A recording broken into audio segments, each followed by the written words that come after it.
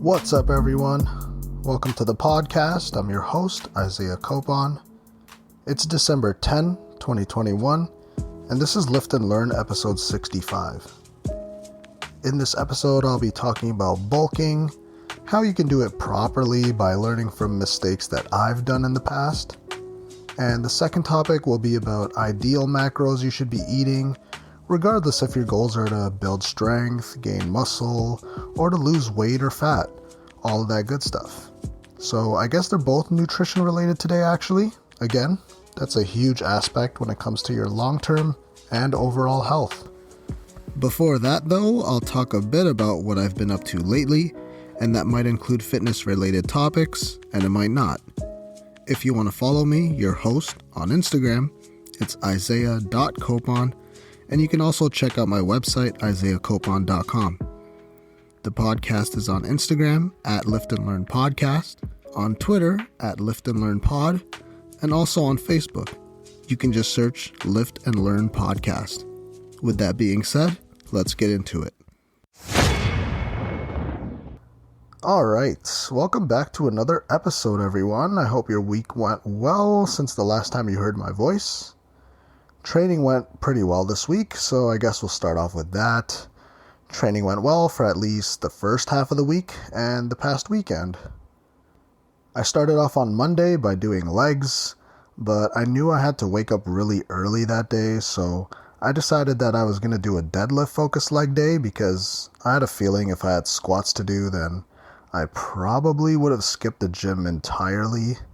I usually do not look forward to squatting. It's probably my least favorite of the compound movement right now, and it shows. I think it always has been. That's probably why it's my least impressive exercise that I do, but still gotta do it. Especially with the way deadlifts are going lately. So I was supposed to work up to a 295 for 5 reps, which isn't heavy by any means. This was on Monday. I was feeling good that day, so I wanted to test my strength for a bit. So every set, what I did was I just kept on adding a bit of weight. I wasn't really testing my overall deadlift strength. I was more testing to see how my grip strength is with that lift. So there's a few ways you can grip the bar for deadlift. You can do a double overhand grip. So both your hands wrap over the bar. You can do a hook grip, which is where you tuck your thumb under the bar for more support. At least that's what they say, but I can't do that, mainly because I fractured my thumb a few years ago. Then you can do an over-under grip, which is where you have one hand under the bar and one hand over the bar, just like it says. And yeah, you can use straps too, and chalk helps with grip if your gym allows it. So the double overhand grip is pretty good, but when the weight starts to get heavy, you might notice that the weight you can pull off of the floor, you're pretty limited by the amount of grip strength you have. You don't really get to a point where you fatigue your body. It's more like usually in most cases, like your grip strength is the limiting factor. So for me, I was testing to see how much weight I could deadlift with a double overhand grip until I fail. So I started at 295 for 5 reps, pretty easy. Ended up doing 3 plates for a set, and I found out that my limit right now with the double overhand grip is right around 335 pounds. I noticed it around the 4th rep. I could just feel the bar just slipping in my fingers. So for the 5th rep there, I switched the grip to the over-under grip, and that just flew up. I didn't really feel fatigued at that point, so I tried 355 with the over-under grip, and that also went pretty well. I think my back, it felt a little bit more rounded with the over-under grip for some reason, so I'll have to record my set from the side to see if there's any form issues there, and then I gotta correct that before going any higher. But I did get 355 pounds for 5 reps with an over-under grip, which isn't too bad. It was pretty easy.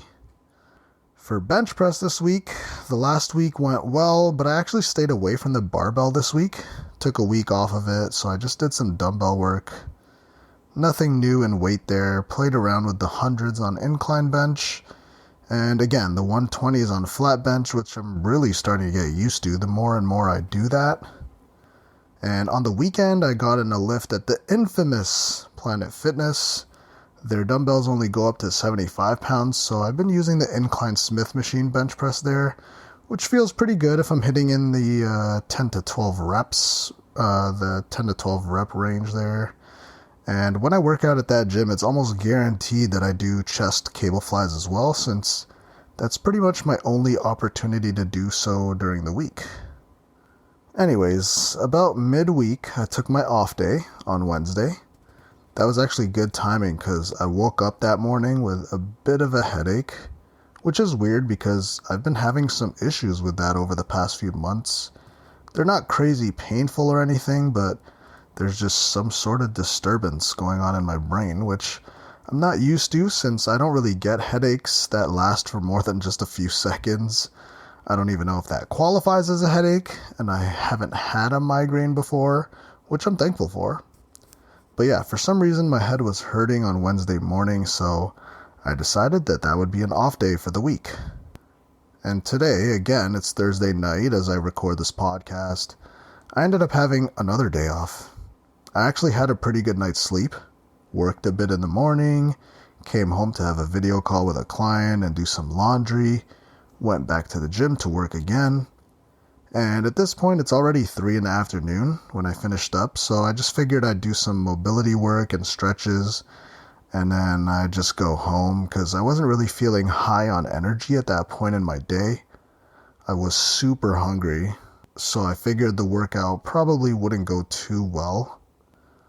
So instead of just pushing myself through a workout, which is what the old me would have done, especially since I took Wednesday off as well, so instead of pushing it, I just did something that would actually benefit me today. Some mobility, a bit more time off, going home and eating, prepping food for the next few days so that I don't run into this problem again. I usually do bring food around with me everywhere, but I just overestimated the amount of time I had when I was at home during lunchtime. But anyways, that's okay. I survived, made my meals for the next few days, ate some food along the way, watched some hockey, and now I'm here. So I just took 2 days off from the gym in a row, which is pretty unbelievable if you know me. But I am super excited to actually hit the gym tomorrow, even though it is leg day, and I gotta do my squats. But I'm still excited because of these 2 days off where I was just watching clients work out, helping them work out all day, and all I've done for myself was a tiny 20-minute arm workout Wednesday afternoon. So tomorrow should be a good squat day for me, one that I'm actually looking forward to for a change. So this morning was my weigh-in. I'm at 177.6 pounds, and that's been a pretty good pace for me. At the start of November, I was hovering around 174, so less than a pound a week right now, which is perfect. I'm not noticing too much fat gain on my body, and I think I am getting a bit bigger muscle-wise, and strength is going up, which is always good. I'm eating around 3,100 calories right now, so I think I'll keep that the same for this week since it seems like it's working, but I might bump it up depending on how this week actually goes. More about bulking later, actually. I'll go over some ways to maybe improve your own bulk if you are planning on going through one soon. And I know bulk might sound like a scary word if you're a female listening. Over the years, when I mention that word, the women I've trained would be like, bulk? I don't want to bulk. I'm trying to lose weight, not gain weight. So then I'd have to say, listen, if you want to increase your metabolism, the best way to do it is to gain a little bit of weight temporarily. That'll help you increase the amount of muscle you pack on your body, which will ultimately change your physique, and it'll make it much easier to lose weight in the long run. Imagine being able to eat more every day, and imagine being able to lose weight even faster than ever before without doing a bunch of cardio every single day. Anyways, okay, let's move on from that. And some news, I guess, for the week. So, did you guys see this robot with a face? Oh my god, it's actually pretty scary. It looks almost exactly like that Will Smith I, Robot movie. Man, this is just the beginning. I don't know why we're doing this, honestly. So, this robot actually has a name. It's called Ameka, Ameca, so I guess it is Ameca. Look this up on YouTube if you want to, but this is kind of freaky. So this one has facial expressions and moves actually like pretty fluid. Like this thing was doing a shocked face and it was rotating like its shoulder girdle, and even the fingers of this frickin' robot were moving pretty human-like. Right now, it can't walk. I don't think it has a lower body at this point, and I think that's a good thing. Because, honestly, if that robot gave me an angry face, I would shit my pants. I could just see that thing choking out someone with zero effort. All you need to do is give that robot some red lights in his eyes, some legs. Oh my god. Those same people responsible for all of the Microsoft Windows updates, those Microsoft Windows viruses. Oh my god, just give that thing a virus or like some way you could take it over. I don't know, man. I don't know what the future holds there. This is going to be at CES 2022, which is in January, so hopefully that's not the start of the robots taking over. Okay, let's talk about sports for a bit before we dive into the fitness topics for the week. Back onto golf now. And no, I didn't actually play golf lately. The weather here has been pretty damn cold and there's been snow pretty frequently. Tiger Woods, though, he's going to start playing again. He's going to be playing in some family tournament. I think it's next weekend, December 18 maybe. He's going to be playing with his son, Charlie. I believe they came in 7th last year. This tournament used to be a father-son thing exclusively, but it's turned out to be more of a family event now. But Tiger will be playing with his son again this year. And this is actually incredible, because I don't know if you remember from earlier this year. I think it was January or February earlier this year. Tiger had his car accident where he was apparently driving 85 miles per hour on some winding roads and ended up going through some median. He had some injuries to his leg. He broke a few bones, almost got his leg amputated actually, but ultimately they put a rod in one of his legs to stabilize everything. So about 10 months later, it looks like he's going to be back on the golf course. I don't expect him to be a world beater out there, especially after like 5 back surgeries now. But it is going to be nice to be seeing him back on the course again, and especially with his son. You already know that's going to be a sold-out crowd after the year he's had to go through. And in basketball, I won't really talk about any of the games, but I've really noticed that it seems like more athletes are getting COVID this year, or at least they missed some games because of protocol, whatever that means. It seems like it's already been more of a problem in the league this year than it was last year, which is surprising to me since I think 97% of the NBA is vaccinated. So that includes like players and owners and staff, I believe. But like the Raptors president has it now, Masai Ujiri. So yeah, I've definitely noticed more athletes getting it. I think the Bulls are having a tough time with it right now too. Oh yeah, and Charlotte. That's why I'm remembering it, because it's actually impacting my fantasy team, and that's the real reason why I'm mad about all this. Even in hockey, some teams, I think Ottawa and New York Islanders had to cancel some games this year or just reschedule them, something like that. It's been a problem so far, but it looks like they're just going to keep pushing through. And it is Thursday night. I did just finish watching the Blackhawks game. And Jonathan Toews, the captain, finally scores his first goal of the year. It only took like a third of the way through the season. But yes, the Blackhawks finally win their 10th game of the year. I mean, they've played almost 30 games, so that's not saying much. Marc-Andre Fleury, that's the goalie. He's got his 500th career win in the league, and he had a shutout. What a beauty. They won 2-0. He joins Martin Brodeur and Patrick Roy as the only goaltenders to get 500 wins in their career. Wait a second. Martin Brodeur, Patrick Roy, and Marc-Andre Fleury. Are they all French? No. Are they all French speaking? That would be insane. I wonder what they feed those kids.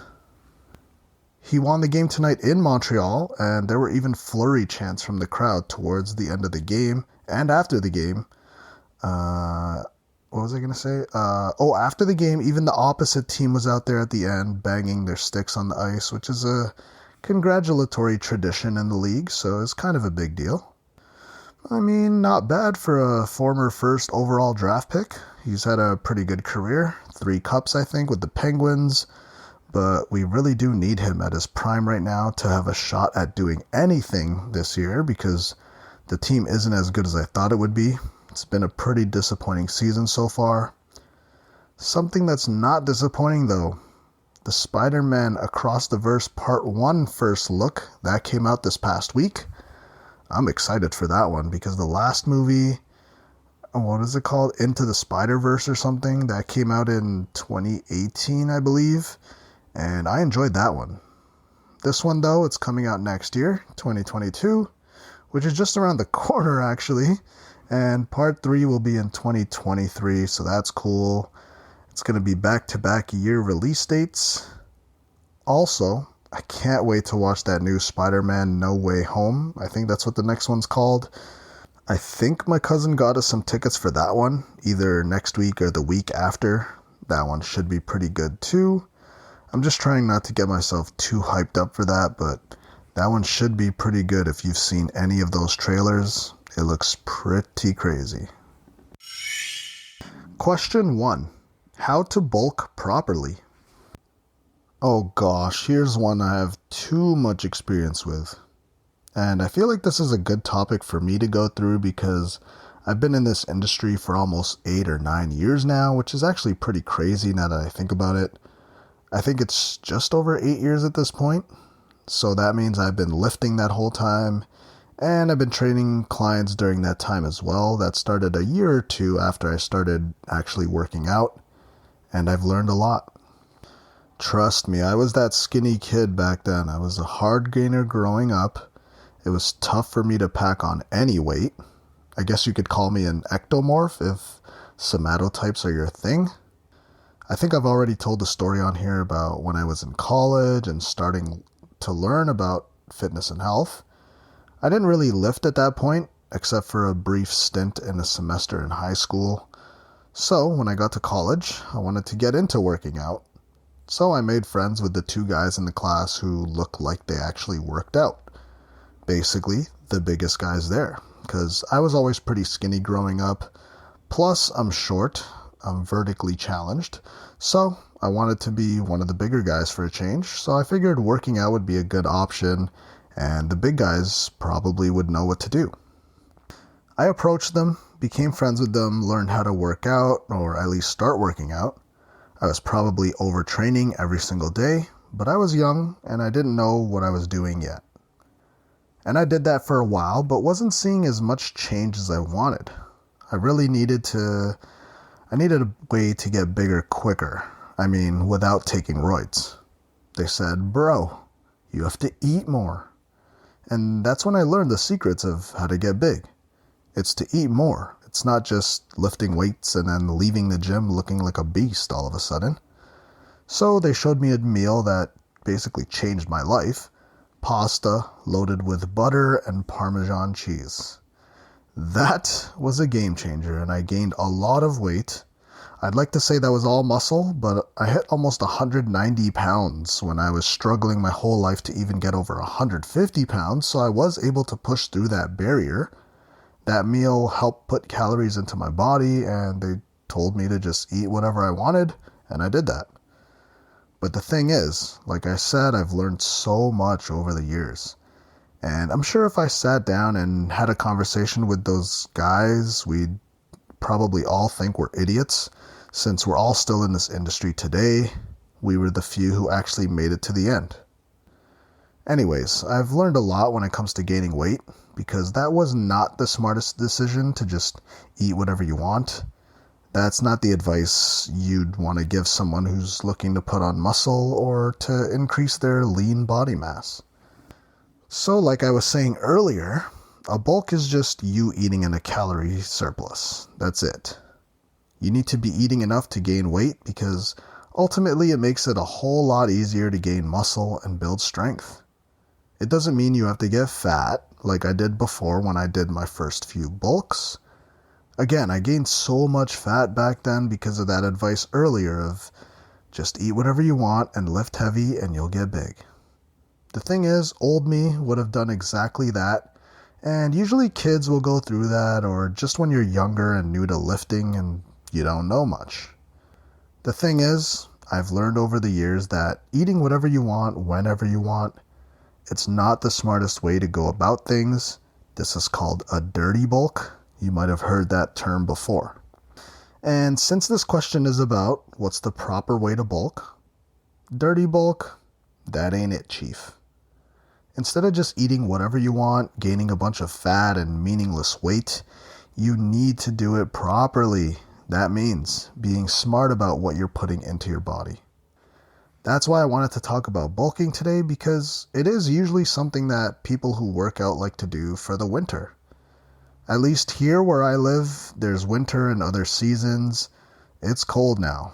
People don't usually lean out for the winter time because how often are you going to have your shirt off? There's no beach days, no pool parties in the winter. So that's usually a time where lifters choose to do a bulk. And if you want to do it properly, I think it's a lot smarter to do a bulk where you're gaining weight slowly. Don't just try to get 2 pounds of weight on the scale every week with your bulk. Unless you're some genetically gifted monster, I highly doubt you're going to be gaining 2 pounds of muscle a week. Sounds like some anabolic dream to me, honestly. I wish. I think the last time I read up on this, the most muscle someone who's natural can gain in a month is like 1 or 2 pounds for a male lifter, and around a pound a month if you're a female. And that number is most likely when you're really new to lifting. As you become more and more advanced, that number becomes more like half a pound every 2 months or something. It slows down over time, but initially you could see a significant amount of muscle added onto your body because of those newbie gains. It takes a long time to put on muscle, so just saying, oh man, if I just did this dirty bulk one time, add 50 pounds in the off season, I'll be sure to gain a muscle and have my dream body. I highly doubt that. Trust me, I've been there. When you lean out, you'll find out that over a few months, the amount of muscle you gain won't be groundbreaking in most cases. You do not need to eat in a super high caloric surplus to be building the most optimal amount of muscle. That's why I think it's smarter to just let yourself gain weight slowly. That'll minimize the amount of fat you gain and maximize the amount of muscle you actually put onto your body. And this took me a few years to figure out. I used to just go to Krispy Kreme every day. Okay, not every day, but like once every 2 weeks or so. I even remember doing the 10,000 calorie challenge at one point during my bulk. I still remember going to McDonald's to get a McGangbang, which is, I don't even remember now. I think it's 2 junior chickens and a double cheeseburger or something. Something like that. I don't know. It's so long ago, I can't even remember exactly what it is. So that's why nowadays I approach bulking a lot differently. So whatever you call it, bulking, eating in a caloric surplus or a gain phase or muscle building phase, whatever you want to call it, I always try to do it slowly. So in order to do a bulk properly, it's a lot smarter to choose whole foods as much as possible. Try to limit your highly processed food intake. You have to find out your own maintenance calories. You can do that by tracking your food. And you're going to have to eat a little bit more than whatever your maintenance is so that you're gaining around a pound a week. Like I said earlier, my weight gain has been steady lately. My weight has been up around half a pound to a pound of an increase every week. Now, that's not all muscle. I mean, I wish it is, but some of it will be fat. But the slower you do your bulk, the more chances that you're putting on good weight instead of that fat, sluggish kind of weight that you might be all too familiar with, like I was in the past. So if you're looking to bulk properly, find your maintenance calories and eat a little bit more than that. Make smart choices with your foods. Whole foods will almost always be better when it comes to packing on quality weight. Question 2. What does the ideal macro split look like? This is a tough one because, like a lot of things when it comes to health and fitness, it really does depend on the individual I'm talking about. Also, it depends a little bit on if you're looking to gain weight or looking to lose weight, and if you're resistance training.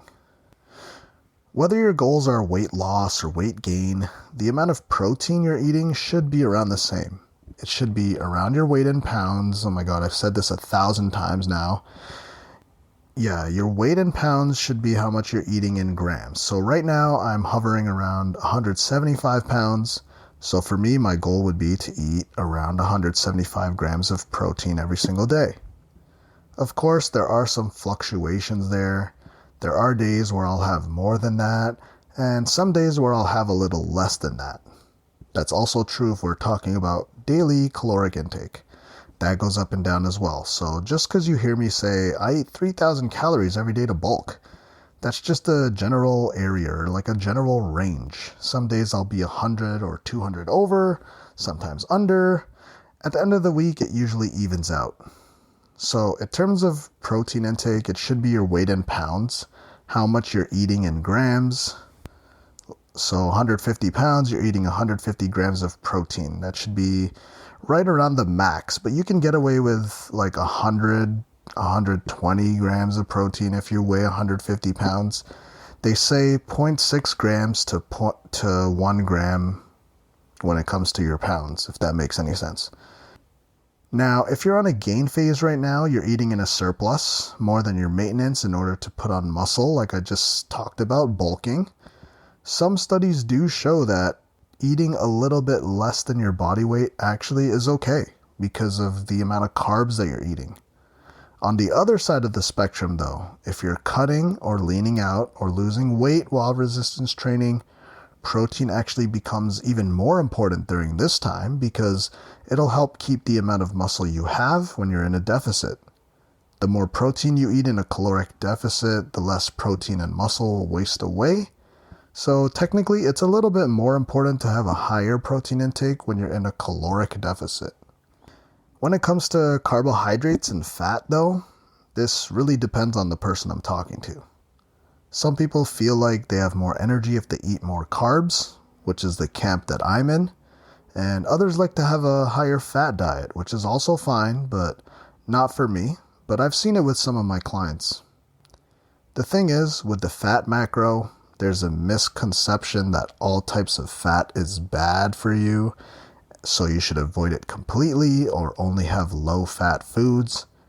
It was only a few years ago where the media was all about low-fat diets in order to lose weight, and since then, the obesity rates across the world have skyrocketed. It doesn't help that the macronutrient is actually called fat. Meanwhile, a human being who is overweight is called fat. Yeah, that doesn't help. But fat in foods are actually used all throughout the body and helps perform various functions, keeps your skin and nails and hair healthy, lubricates the joints, and it protects your most important internal organs. But you can choose your fats wisely. Choose poly and mono unsaturated fats. Those won't contribute to the bad cholesterol in your body. That's LDL cholesterol. Fats are going to be fine if you're otherwise a healthy person, so there's nothing to be worried about there. Figure out what works for yourself. Have those days where you have more carbs than fat, and try that out for a week or two and see how you're feeling. Journal if you need to. That's very useful in this case. The more you write down, the more you'll know and learn about yourself. That's an overlooked aspect in life. Do the same with fats. Have more of those and see how you feel after a week or two. That's what it really depends on. You can go by the research all you want, but at the end of the day, this is going to be pretty different based on the individual. We're all unique, so find whichever works for you specifically. And that's the same with protein as well. Some people will be less tolerant of it. Especially if you have a high dairy intake, you could find that you're a bit intolerant to it. That's something you need to figure out on your own. So macronutrients, they're important, but don't forget about micronutrients as well. That means eating a good amount of greens throughout the day, and if you don't think you eat enough, you could check out some green powder supplements that are out there if you want to. So when it comes to ideal macros that most people should be eating, it's really not that simple since we're all unique. Some rules to go by though, that could help point you in the right direction. In terms of protein, whatever your body weight is in pounds, try to get around that same amount in grams of protein per day. If you find that you are extremely low, you could look into supplementing with powders. If you decide to get chocolate protein powder, mix it with milk, and it's a lot better than if you use water. Or if you want, go plant-based route, go ahead, whatever fits your lifestyle. Generally though, and that's with every macronutrient, it's much better to get those nutrients from real foods. Don't just be supplementing and using powders all the time. That's what I did when I was younger. They're there when you need them, just don't rely on them all the time. So protein, okay, whatever your body weight is in pounds, do that in grams of protein per day. Your carbs and your fats basically round out the rest.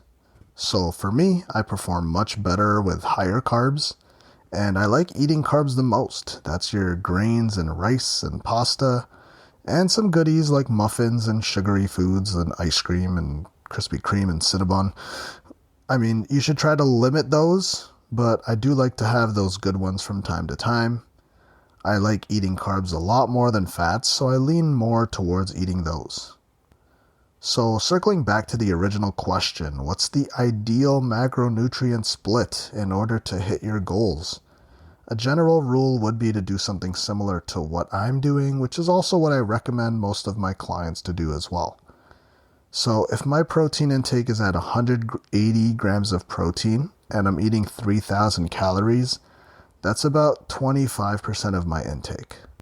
So I have 75% left, and I need to split that between carbs and fats. So this depends on the individual, whatever works for you. I like a 40 to 50 split of carbs, 40 to 50% split of carbs, which is around 350 grams of carbs for me, and the rest will be fats, so around 25% or 30% as well. That's pretty similar to my protein intake percentage-wise, and that's going to be around 80 to 90 grams of fat for me. And that's basically it for this week. So if you're struggling with your goals, regardless if you're maintaining or gaining or trying to lose weight, you can try those macro splits. You should find some success there. You don't need to change your whole diet up completely all at once, but it's a good idea to try to increase your protein intake first and then just go from there. When it comes to both topics I covered today, slow and steady is going to get you to your goals. And that concludes episode 65 of the podcast. Thank you for listening. If you really enjoyed the episode or my podcast as a whole, then please leave a review and comment on iTunes or whatever your choice of podcast platform is. Also, if you haven't already, you should hit that subscribe button because I'll be releasing episodes every Friday. If you want to follow me, your host, I'm Isaiah.Copon on Instagram, and you can also check out my website, isaiahcopon.com. If you want to follow the podcast, you can check out @Lift and Learn Podcast on Instagram, and there's also a Facebook page if you just search Lift and Learn Podcast.